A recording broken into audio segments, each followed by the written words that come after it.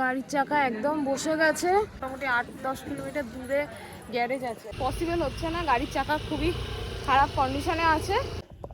Good morning friends, আমরা চলে এসেছি আবারও একটা নতুন ব্লগ নিয়ে। এখন যা ওয়েদার এখানে, পুরো একদম কুয়াশায় ভর্তি, আর আমরা চান টান করে পুরো কাঁপছি। আমরা এখন যাচ্ছি ভীমাশঙ্কর দর্শন করতে। তো এই সকালবেলাটায় নাকি 4:30 থেকে 5:30 পর্যন্ত পুরো একদম সবাইকে জ্যোতির্লিঙ্গ দর্শন করতে দেয় এবং জ্যোতির্লিঙ্গ স্পর্শ করতে দেয়। তো ওই জন্য আমরা আজকে সকালবেলায় বেরিয়ে পড়েছি। চলো মন্দিরে যাই। আমরা পুরো একদম কাঁপছি, পুরো কুয়াশায় ভরে আছে। কেমন ঠান্ডা ঠান্ডা ভালোই আছে, কিন্তু মানুষজন বেশি নেই আর অন্ধকার, তাই ভয় ভয়ও লাগছে একটুখানি।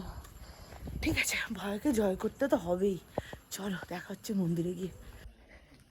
এখন বাজে 5:05। এখানে ডালা পেয়ে যাবো।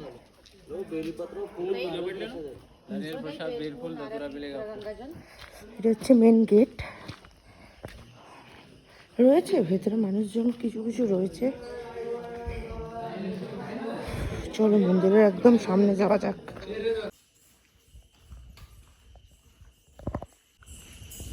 এই হলো ভীমাশঙ্কর জ্যোতির্লিঙ্গের মেন প্রবেশদ্বার। নিচে আরো নামতে হবে, অনেকগুলো সিঁড়ি আছে, প্রায় 8-10 মিনিট মতন নামতেই সময় লাগছে। আমরা এখন মাঝপথে আছি, একদম নিচ পর্যন্ত যাই, কারণ এটি হচ্ছে ভীমা নদীর তীরে মন্দিরটি অবস্থিত। তো অনেকটাই নামতে হচ্ছে, দেখা যাক আর কতগুলো সিঁড়ি নামতে হবে।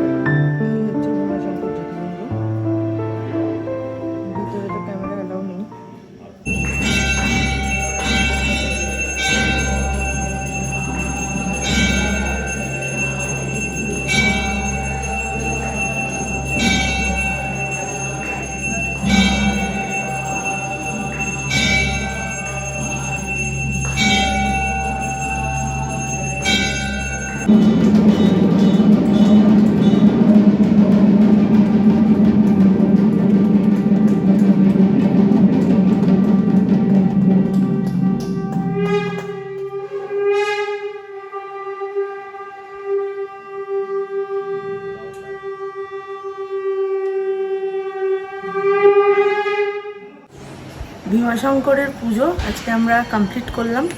এত সুন্দর লাগলো, মানে ভেতরটায় সকালবেলা আমাদের স্থানীয় লোকেরা বলেছিল ভেতরে যাবেন, গিয়ে লিঙ্গ ছুঁয়ে মাথায় জল ঢেলে আপনারা পুজো দিতে পারবেন। সত্যিই তাই, এত সুন্দরভাবে পুজো দিলাম। ওখানে বসেছিলাম খানিকক্ষণ, ভিতরে তো ক্যামেরা অ্যালাউ নয়, তবুও যতটুকু ফুটেজ পেয়েছি, মানে যতটুকু সম্ভব হয়েছে আমি লাগিয়ে দিচ্ছি। দেখুন, আপনারা দর্শন করুন, এত ভালো লাগছে। আর ভেতরের অ্যাটমসফিয়ারটা পুরোটাই চেঞ্জ। আর যত ভীমাশঙ্করে কেউ এলে যত সকাল সকাল আপনারা দর্শন করতে পারবেন, তাহলে লিঙ্গ আপনারা ছুঁতে পারবেন এবং মাথায় জল ঢালতে পারবেন, খুব ভালোভাবে পুজো দিতে পারবেন। ভীমাশঙ্কর জ্যোতির্লিঙ্গ দর্শনের সাথে সাথে আমাদের এই 12টা জ্যোতির্লিঙ্গ যে পরিক্রমা করছিলাম, 3 নম্বর জ্যোতির্লিঙ্গ দর্শন শেষ হলো।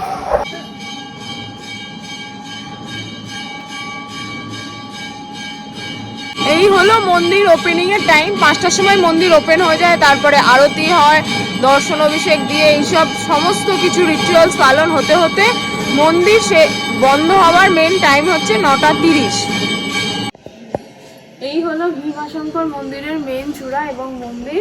বর্ষার জন্য সারা জায়গাটা তিরপল দিয়ে ঢাকা আছে। আর এই ভীমাশঙ্কর যে জ্যোতির্লিঙ্গ আছে, এই জ্যোতির্লিঙ্গ থেকেই উৎপত্তি হয়েছে ভীমা নদীর। আর এই যে পুরো পাহাড়গুলো দেখছেন, কথিত আছে এই পাহাড়গুলো এই জ্যোতির্লিঙ্গের নামের উদ্দেশ্যে এই পাহাড়ের নামও ভীমা পাহাড়।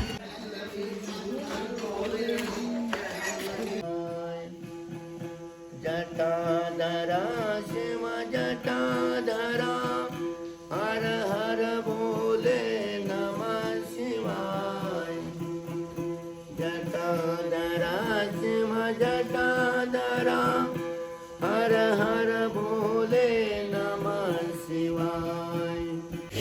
দর্শন কমপ্লিট করে আমরা চলে এসেছি একটুখানি ব্রেকফাস্ট করতে, কারণ এরপরে ঘরে গিয়ে আমরা তাড়াতাড়ি রুম ছেড়ে বেরিয়ে যাব বিশ্বেশ্বরের উদ্দেশ্যে। তো আমি নিয়েছি চিড়ের পোলাও, আর ও নিয়েছে পুরি সবজি। ও সব জায়গায় গিয়ে পুরি সবজিই খায়।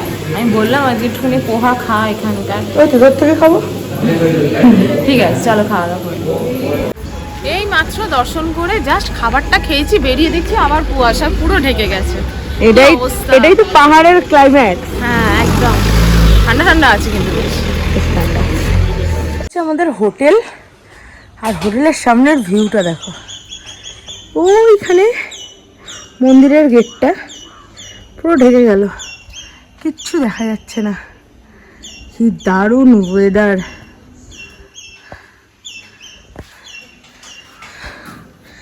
কি রে, দরজা খুলতে পারলি? ও ঢুকে গেছে। প্যাকিং আমাদের কমপ্লিট, কিন্তু মেন সমস্যা যেটা হয়েছে, বেরোতে গিয়ে দেখলাম গাড়ির চাকাটা লিক করেছে। গাড়ির চাকা একদম বসে গেছে, কিন্তু সমস্যা একটাই যে এখানে কোনো গ্যারেজ নেই। বলছে স্থানীয় লোকজনদের সাথে কথা বললাম, বলছে মোটামুটি 8-10 কিলোমিটার দূরে গ্যারেজ আছে। এবার পাহাড়ি রাস্তায় এই গাড়ি নিয়ে কতটা কি যেতে পারবো বুঝতে পারছি না। যাই এখন গিয়ে দেখি, যে কারণ গ্যারেজ পর্যন্ত তো পৌঁছাতেই হবে, হয় হেঁটে না হলে অন্য কোনো উপায় দেখি কি ব্যবস্থা করতে পারি। বিশাল সমস্যায় পড়েছি, ডবল ক্যারি করা পসিবল হচ্ছে না, কারণ গাড়িতে অনেক লাগেজ আছে, প্লাস আমাদের ওয়েট মিলিয়ে পসিবল হচ্ছে না। গাড়ির চাকা খুবই খারাপ কন্ডিশনে আছে, তাই ও গাড়িটাকে নিয়ে যাচ্ছে চালিয়ে, আর আমি হেঁটে।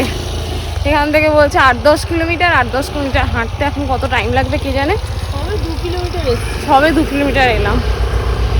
কি পরীক্ষা নিচ্ছ বাবা? পুরো ক্লান্ত, বেকার বেকার বিরক্ত লেগে যাচ্ছে। আমি এই গাড়ি টেনেই যাচ্ছি, সবে 7 কিলোমিটার এসছি, এখনো 7 কিলোমিটার। 14 কিলোমিটার, 8 কিলোমিটার ফার্স্টে বলেছিল একজন, 8 কিলোমিটার নয়, টোটাল 14 কিলোমিটার।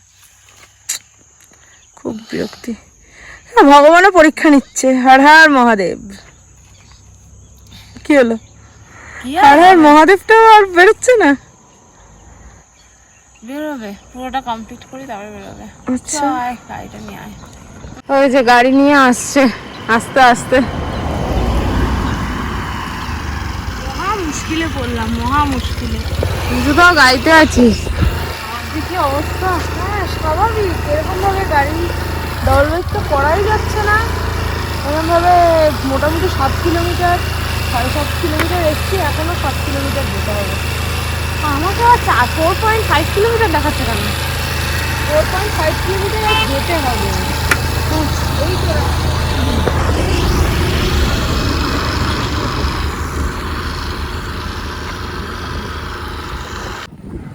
ভগবান সত্যিই আছে।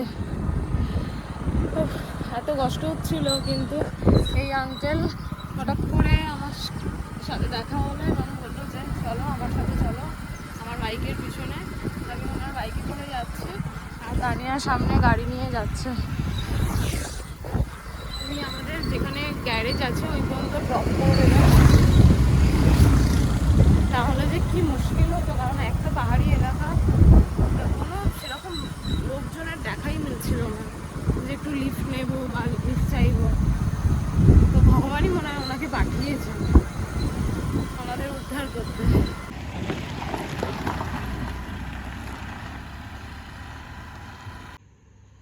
উনি একটা জায়গায় নামিয়ে বললেন 1 কিলোমিটারের মধ্যে গ্যারেজ পেয়ে যাব।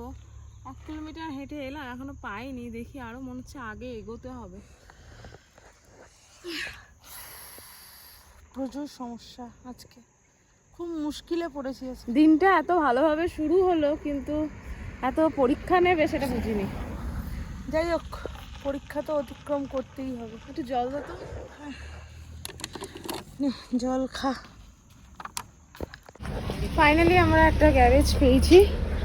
এই যে গ্যারেজ, ভেতর থেকে ডেকে তুললাম। এখন আমাদের গাড়িটা বললো সাইড লাগাও, দেখছি বললো, দেখা যাক কি প্রবলেম আছে না আছে। গ্যারেজ তো পেলাম কিন্তু গ্যারেজে প্রপার মেকানিক নেই বলে আপাতত একটু হাওয়া দেওয়া হয়েছে। 3 কিলোমিটার আগে বললো গ্যারেজ পেয়ে যাব, ততক্ষণ গাড়ি চলবে। তো আগে সেই পর্যন্ত আগে যাই। কি যে সমস্যা হচ্ছে, কি রে বাবা, মিটবে না নাকি? আচ্ছা, পাংচার হয়নি, আমরা চেক করালাম 3 কিলোমিটার দূরে এসে। ঠিক হ্যাঁ না?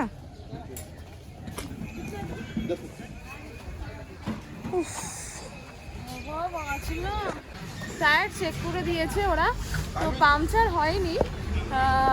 হাওয়া মনে হয় কেউ খুলে দিয়েছিল, জানি না। গাড়ি এরকম টায়ার থেকে ভগবান জানে, গাড়ির টায়ার থেকে এরকম হাওয়া খুলে দিতে পারে নাকি, আমার কোনো আইডিয়া নেই। তো যাই হোক, শুধু আমি এতক্ষণ এই 12 না 14 কিলোমিটার হেঁটে হেঁটে এলাম। মাঝখানে একটা ভদ্রলোক 3-4 কিলোমিটার একটু লিফট দিয়েছিল, তাই যাই হোক ফাইনালি রেডি। 10টা, সেই তো প্রত্যেক দিন আমাদের 10টার সময় রাইড শুরু হয়, আজকেও 10টাতেই রাইড শুরু হচ্ছে। 14 কিলোমিটার এসে এবার 10টাতে। হ্যাঁ চলো, দেখা হচ্ছে রাস্তায়।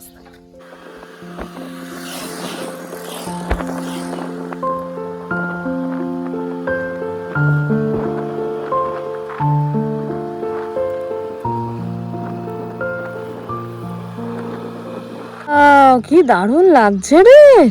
যেতে যেতে আমরা দাঁড়িয়ে গেলাম এখানে। বল, এত সুন্দর মানে অ্যাটমসফিয়ার, এত সুন্দর দৃশ্য। উফ, কালকেও যাওয়ার সময় দেখেছি, বাট কালকে একটু মেঘ করে গেছিল। আজকে রোদ ঝলমলে আরো সুন্দর লাগছে পাহাড়টা, তাই না? একদম। যাক, আর খানিকক্ষণ বাদেই তো পাহাড় থেকে নেবে। ও দেখ, লাস্ট টাইমের মতন দেখে নে, ভীমাশঙ্কর পাহাড়। ভীমাশঙ্কর পাহাড়, আর এই জলটাই হচ্ছে ভীমা নদীর জল। ভীমা নদীর জল ঘুরে ঘুরে নদীটা গেছে, খুব সুন্দর। তেল বাঁচাচ্ছে, গাড়ি স্টার্ট বন্ধ করে দিয়ে গড়ানে নামছে। দেখো কাণ্ড, ভালো তো হোক না। দারুণ নামছে তো। হাত ছেড়ে চালাচ্ছে। ও হর্নও তো বাজবে না, কি জ্বালা। হ্যাঁ, কতটা নামা যায়? যতক্ষণ গরম থাকবে ততক্ষণই নামা যাবে। শুধু ব্রেকটা কন্ট্রোলে রাখিস, তাহলেই হবে।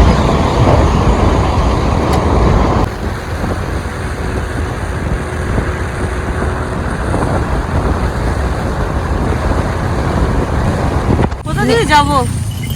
রাস্তা জুড়ে কি শুরু করলো এরা, সেই আমাদের দাবি মানতে হবে এরকম। দেখিস বাবা, ফেলে দিচ্ছে আমাকে গাড়ি নিয়ে। আরে এদের গায়ে প্রচুর শক্তি। ও বাপ রে, কত রে। ওই দেখ, তোকে মা ভেজিটেরিয়ান হোটেলটা পেয়েছি রাস্তার পাশে। আমরা এখন এটাতে লাঞ্চ করব। বেশ বড় হোটেল।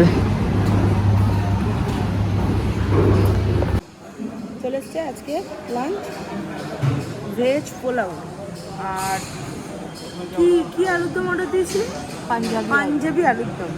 এখানে একটা পিস বড়ই আলু থাকে, সেটাকে ভেঙে দেওয়া হয় দুজনকে। খেয়ে দেখি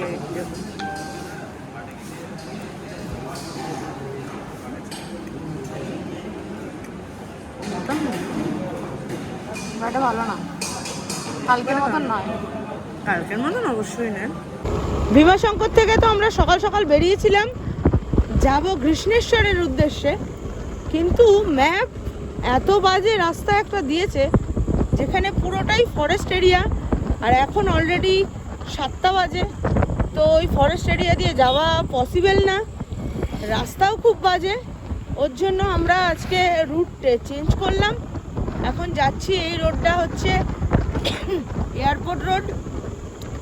যাচ্ছি আমরা সিরিডিতে, হয়তো সাই বাবাও আমাদেরকে একটু দর্শন দেবেন, ওই জন্য উনি আবার আমাদের ব্যাক করালেন। তো দেখা যাক, আমরা আজকে শিরিডিতে গিয়ে উঠি এবং শিরিডি থেকে কালকে কৃষ্ণেশ্বরের দূরত্ব প্রায় 110-15 কিলোমিটার। আইডিয়াতে মানে 10-15 কিলোমিটার দেখলাম, এর থেকে বেশিও হতে পারে, দেখি সেটা কালকের ব্যাপার। আজকে গিয়ে শিরিডিতে থাকবো, কালকে শিরিডি থেকেই কৃষ্ণেশ্বর দর্শন করতে যাব। ফাইনালি একটু জনবসতির দেখা মিলেছে, একটু হাঁপ ছেড়ে বাঁচলাম। যা ভয় লাগছিল, কি জায়গায় পড়ে গেছিলাম, না কোনো মানুষজন, মনে হয় বাঘে খেয়ে নিলেও আমাদের কেউ খবর পেত না, এমন এরিয়া। আর গুগল প্রচুর ধোকা দিয়েছে আজকে, ঠিক হয়নি জিনিসটা, একদম ঠিক হয়নি। ফাইনালি আমরা একটা রুম পেয়ে গেছি, একটা হোটেলে এসেছি শিরডিতে। তো এই হলো আমাদের হোটেল, হোটেল আর্চানা। হ্যাঁ, হোটেল আর্চানা। তো হোটেলটা বেশ ভালো, বাজেটের মধ্যেও পেয়ে গেছি, 750 টাকা করে নিচ্ছে। 2 দিনের জন্য এখানে রুম নিলাম, কৃষ্ণেশ্বরে কালকে যাব। এই হলো মধু এখানে এন্ট্রি করছে এখন।